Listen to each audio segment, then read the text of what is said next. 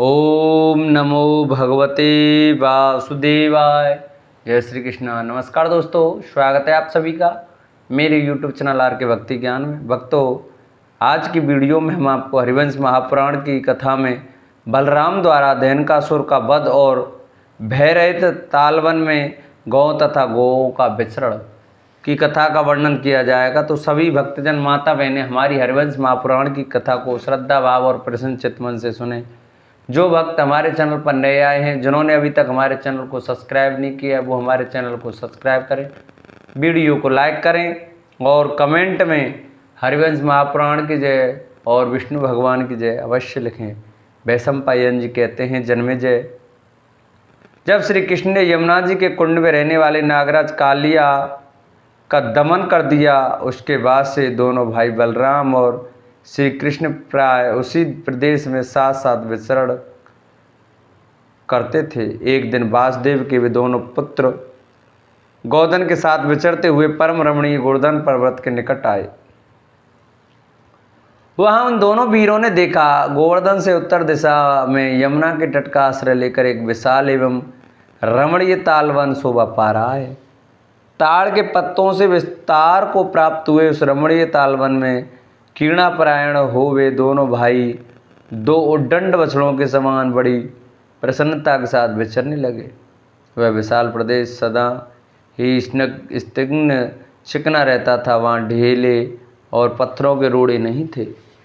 वहाँ के स्थलों पर प्राय दर्भ, कुश, दुर्वा आदि फैले हुए थे। उस स्थान की मिट्टी काले रंग की थी। वहाँ जो ताड़ के वृक्ष थे, उनके तने मोटे थे। वे सभी वृक्ष बहुत ऊंचे थे। उनके पर्व स्थान गांठ काले रंग के थे और उनकी शाखाएं फलों से भरी पूरी थीं। उन तालाबों से उन स्थान की ऐसी शोभा हो रही थी मानो वहाँ अपनी सूंड ऊपर को उठाए बहुत से हाथी खड़े हों।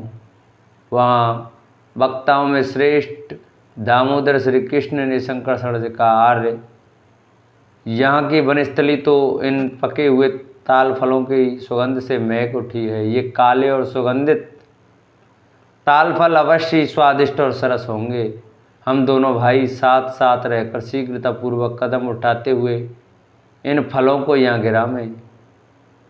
यदि इनकी गंध ऐसी है जो अपनी मधुरता से हमारी घ्राणेंद्रियों को तृप्त किए देती है, तो मेरा विश्वास है कि इन फलों को अमृत तुल्य रस से युक्त होना चाहिए। दामोदर की ये बात सुनकर रोहिणी नंदन बलराम हंसते हुए इसे पके हुए ताल फलों को गिराने के उद्देश्य से उन वृक्षों को हिलाने लगे। उस तालवन का सेवन मनुष्यों के लिए असंभव हो गया था। उस वन को इस प्रकार से उस पार तक सकुशल लांग जाना अत्यंत कठिन था। यद्यपि वह सारभूत स्थान था, तथापि राक्षस के घर की भांति मनुष्यों से शून्य दिखाई देता था।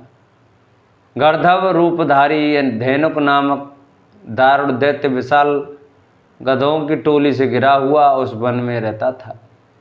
वह गधा असुर उस तालवन की सब ओर से रक्षा करता था। उसकी बुद्धि बहुत ही खोटी थी। वह मनुष्यों, पक्षियों और तथा हिंसक जंतुओं को भी आतंकित किए रहता था। उन ताल फलों के गिराने से जो धमाके की आवाज़ होती थी, उसे सुनकर धेनुकासुर सहन न कर सका। जैसे ताल ठोकने की आवाज़ सुनकर हाथी कुपित हो जाता है, उसी प्रकार वह बहुत ही अत्यंत क्रोध में भर आया। वह उस धमाके के शब्द का अनुसरण करता हुआ बड़े रोष के साथ चला। घमंड में भरकर उसने अयाल और सिर को घुमाता आ रहा था। उसकी आंखें स्तंभ हो गई थीं। वह बड़ी पटुता के साथ रेंक रहा था और अपनी टापों से पृथ्वी को विदीर्ण सा किए देता था। उसकी पूंछ घूम रही थी, रोंगटे खड़े हो गए थे। वह मुंह बाएं हुए काल के समान जान पड़ता था। उसने आते ही रोहिणी नंदन बलराम को वहाँ उपस्थित देखा। ध्वजा की सी आकृति वाले अविनाशी रोहिणी कुमार को ताड़ों के नीचे खड़ा देख दांतों से ही शस्त्र का काम करने वाले उस दुष्ट गधे ने उसे दांत से काट दिया। फिर दूसरी ओर मुंह करके उस दैत्यराज धेनुक ने बिना हथियार लिए खड़े हुए रोहिणी कुमार की छाती में अपने पिछले 2 पैरों द्वारा चोट पहुंचाई। तब बलराम जी ने उस गंधर्व रूपधारी दैत्य के उन्हीं दोनों पैरों को पकड़ लिया तथा उसके मुंह और कंधों को घुमाते हुए उसे ताड़ वृक्ष के ऊपर दे मारा। उसकी दोनों जांघें, कमर और गर्दन टूट गईं। पीठ की हड्डी भी चूर चूर हो गई। उसकी आकृति बहुत बिगड़ गई थी और वह गर्दभासुर ताल फलों के साथ ही पृथ्वी पर गिर पड़ा। धेनुकासुर को प्राण शून्य और श्रीहीन होकर पृथ्वी पर पड़ा देख बलराम जी ने उससे दूसरे भाई बंधुओं को भी उसी प्रकार ताड़ वृक्ष पर दे मारा। वहाँ की भूमि गधों की लाशों तथा गिराए गए परिपक्व ताल फलों से आच्छादित हो, जिसमें शरद ऋतु के लक्षण प्रकट न हो और बादल छा रहे हो, ऐसे आकाश के समान सुशोभित होने लगी। सेवकों सहित उस गंधर्व रूपधारी दैत्य के मारे वह सुरम्य तालवन और अधिक रमणीय प्रतीत होने लगा। उस शुभ्र तालवन का सारा भय दूर हो जाने लगा तथा उस उत्तम वन में गौएं सुखपूर्वक चरने लगीं। तदंतर वन में विचरण करने वाले सभी गोप उस तालवन में जा घुसे।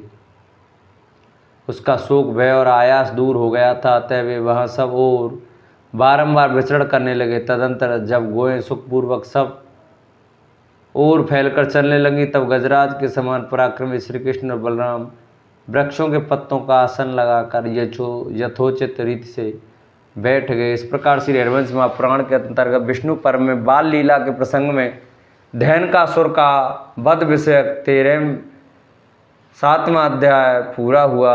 बोलो हरिवंश महापुराण की जय।